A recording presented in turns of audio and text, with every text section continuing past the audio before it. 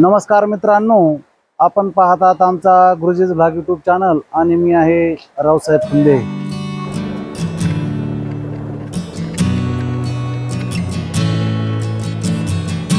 सह्याद्रीतील गर्भगिरीची भटकंती या ब्लॉगमध्ये मी आपलं स्वागत करतो.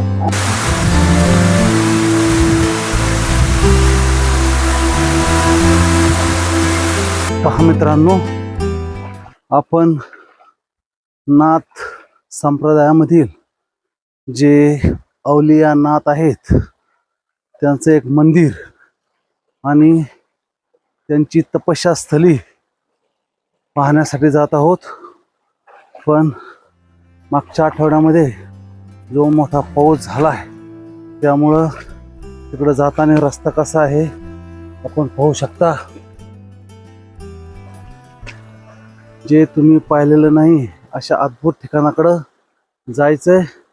माहिती मिळालेली आहे, पाऊल वाड्याने जावं लागतं. आणि या ठिकाणी 2 रस्ते दिसतात. पाहूया आपण आता, जाऊया कोणत्या तरी रस्त्याने.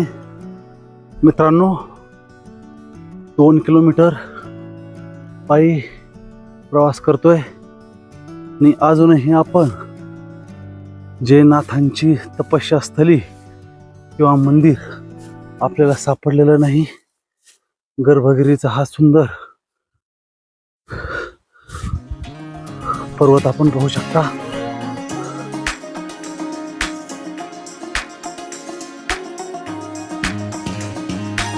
आपला शोध अजून संपलेला नाही, पण वाटेमध्ये आपल्याला एक आठवडाभर पडत असलेल्या पावसामुळं जो बंधारा भरून वाहतोय तो आपण पाहू शकतो.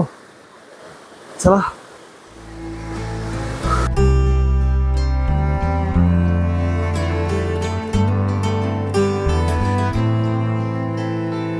या ठिकाणी कसल्याही प्रकारची वाट नाही. उंच उंच गवत आहे आणि गर्भगिरीचा पूर्ण परिसरामध्ये मोठ्या प्रमाणात बिबट्यांचा वावर असतो.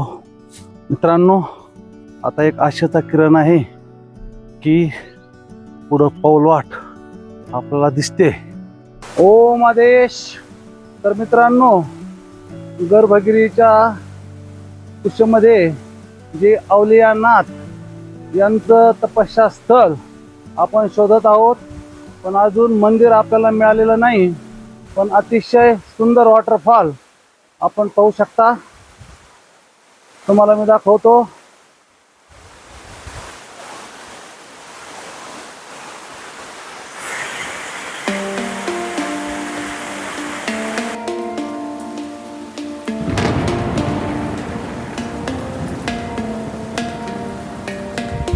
मित्रांनो, 1 तासापासून आपली भटकंती चालू आहे. एक वॉटरफॉल मी आपणाला दाखवला आहे, पण आपण जी नाथांची तपस्थली शोधत आहोत ते मंदिर का अजून सापडलेलं नाही. आता मात्र एक आशेचा किरण आपणाला दिसतोय. मित्रांनो, पुढं आपण पाहू शकता एक मंदिर नजरेस पडते. पण ते मंदिर कशाचं आहे आपल्याला माहित नाही. आपण जाऊया आता त्या मंदिराकडं. डोंगरावर अतिशय सुंदर मंदिर आपणाला दिसते.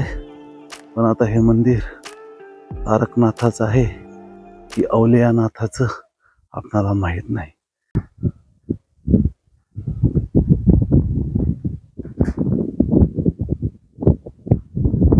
मंदिरामध्ये अतिशय आपल्याला पायपीट करावं लागली आणि शेवटी आपण मंदिरात पोहोचलो. या ठिकाणी आपण पाहू शकता दत्त भगवान यांचं दर्शन होईल. त्याचप्रमाणे शेजारी तारकनाथ, या बाजूस आपण पाहू शकतो गणेश भगवान.